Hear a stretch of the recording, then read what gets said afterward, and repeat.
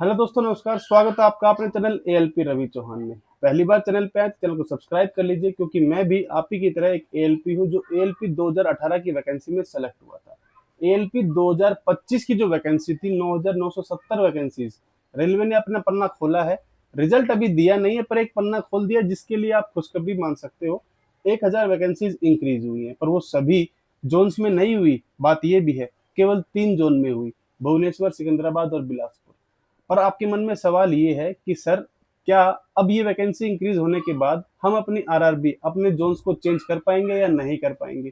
क्या हमें इन बढ़ी हुई वैकेंसीज का फायदा नहीं मिलेगा, या केवल उन 3 जोन के बच्चों को इसका फायदा मिलेगा? बात करने वाला हूँ सभी चीजों के ऊपर, और आप भी कमेंट्स में अपनी राय जरूर दीजिएगा। सबसे पहले तो ये समझिए कि बिलासपुर के अंदर जो वैकेंसी थी वो थोड़ी बहुत नहीं बढ़ी है। पहले 568 वैकेंसी थी टोटल, अब 500 और बढ़ गई है, मतलब 1,068 वैकेंसीज हुई है, मतलब कि 2 गुना। इसी तरह सिकंदराबाद के अंदर भी, और इसी तरह आपके भुवनेश्वर में भी वैकेंसीज इंक्रीज हुई है। पर 17 जोन में वैकेंसी इंक्रीज नहीं हुई है, और आपका सीबीटी 1 भी हो चुका है। बस रिजल्ट का इंतजार है। रिजल्ट या तो प्रिपेयर हो चुका होगा, या इस नोटिस के बाद में दोबारा प्रिपेयर हो सकता है। वो क्यों, उसकी बात हम करने वाले हैं।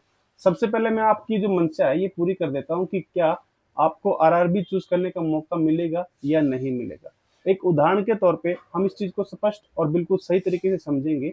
जब हमने एएलपी 2018 की वैकेंसी का फॉर्म भरा था, तब एएलपी और टेक्नीशियन दोनों वैकेंसी इकट्ठी होके एक ही बनकर आती थी, और फॉर्म भरने से पहले 26,502 वैकेंसी थी।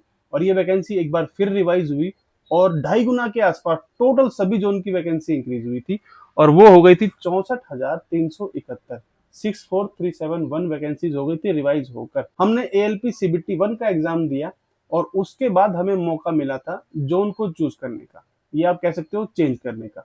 और उसमें हमने जो बड़ी वैकेंसी थी, इनके द्वारा अपना जो सही जोन है उसका चयन किया और सिलेक्शन पाया। पर इसमें एक बात ध्यान देने वाली ये है कि सीबीटी 1 कंडक्ट होने के बाद हमें जोन चूज करने का मौका मिला था। पर एएलपी 2024 के अंदर वैकेंसी आई थी 5696, और वो एग्जाम कंडक्ट होने से पहले बढ़कर 18,799 हो गई थी। 18799 हो गई थी, और उसके बाद फिर आपका सीबीटी 1 का एग्जाम हुआ था। जब स्टार्टिंग में वैकेंसी आई थी 5696, तो बच्चों ने अपने अपने जोन वैकेंसी के अकॉर्डिंग, सीट्स के अकॉर्डिंग फिल कर दिए थे।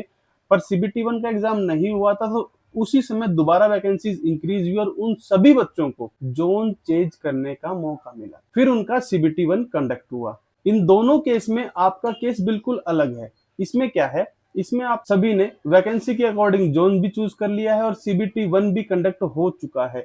अगर रिजल्ट प्रिपेयर्ड हो चुका है आपकी कैटेगरी के अकॉर्डिंग, जितने 15 गुना बच्चे लेने हैं सीबीटी 2 के लिए, तो फिर आपको शायद हो सकता है कि मौका ना मिले जोन चेंज करने का। यहाँ पर आपका सीबीटी 1 भी हो चुका है, और आप जोन भी चूज कर चुके हैं, पर वैकेंसी तो कहीं ना कहीं इंक्रीज हुई है। मेरा मानना ये है कि एक बार फिर बच्चों को मौका मिलना चाहिए जोन को चूज करने के लिए, और कहीं पर भी अगर संभावनाएं हैं वैकेंसीज की बढ़ने की, तो उनको एट लास्ट बढ़ा देना चाहिए। वैसे नोटिफिकेशन में रेलवे अपने लिए एक रूल रिजर्व रखता है कि वो वैकेंसीज को कभी भी घटा सकता है और बढ़ा सकता है। ये आप देख सकते हैं, पॉइंट वहां पर नोटेड रहता है नोटिफिकेशन के अंदर। आप इस चीज के लिए चेंज तो नहीं कर पाएंगे, पर कहीं ना कहीं मुझे जरूर लगता है कि जोन चेंज करने का मौका देना चाहिए। जिन बच्चों ने वैकेंसी कम देखकर बिलासपुर, सिकंदराबाद या भुवनेश्वर को चूज नहीं किया, अब वो चाहेंगे कहीं ना कहीं कि जोन का चयन फिर से हो, और वो दोबारा से अपने सही जोन, और या फिर होम जोन जो ये हैं,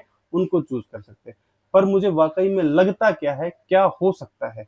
देखिए, आपका सीबीटी 1 हो चुका है, रिजल्ट लगभग लगभग प्रिपेयर हो चुका होगा, और वो रिजल्ट प्रिपेयर होता है आपके जो भी कैटेगरी है, जो भी सीट्स हैं आपकी उस आरआरबी के अंदर, उसको 15 गुना या जितना भी गुना उनको लेना है उसके अकॉर्डिंग ही। तो अभी मुझे संभावनाएं कम लग रही हैं, पर बच्चों के हित के लिए अगर ये थोड़ा चेंज करके एक हफ्ता रिजल्ट बेशक लेट हो जाए, अगर ऐसा हो सकता है तो पॉसिबिलिटी जरूर बननी चाहिए बच्चों के हित के लिए। और ऐसी कुछ न्यूज आएगी तो वो 1-2 दिन के अंदर आपको जल्दी ही आपकी जो वेबसाइट्स है पर्टिकुलर आरआरबी की, उनमें देखने को मिल सकती है। और आपको क्या लगता है, आपकी क्या राय है, ये आप कमेंट बॉक्स में जरूर बताइएगा। पर इतना मुझे श्योर है कि जो बच्चे इन 3 जोन से फॉर्म भरे होंगे, बिलासपुर, सिकंदराबाद और भुवनेश्वर, वो बिल्कुल नहीं चाहेंगे कि जोन चेंज करने का मौका मिले। पर जो चूक गए हैं, इसके आसपास के जोन में फॉर्म भरे हैं, पर उनका होम जोन ये है, वो जरूर चाहेंगे कि उनको जरूर मौका मिले। अब देखिए होता क्या है, आपको क्या लगता है क्या हो सकता है, कमेंट बॉक्स में जरूर बताइएगा और अपनी जो तैयारी है उसको इसी तरह से चालू रखिए। जय हिंद, जय भारत। तुझको पता चल जाता है कि जब मैं खत्म करने वाला होता हूँ वीडियो तो तू आ जाता है जय हिंद जय भारत करने।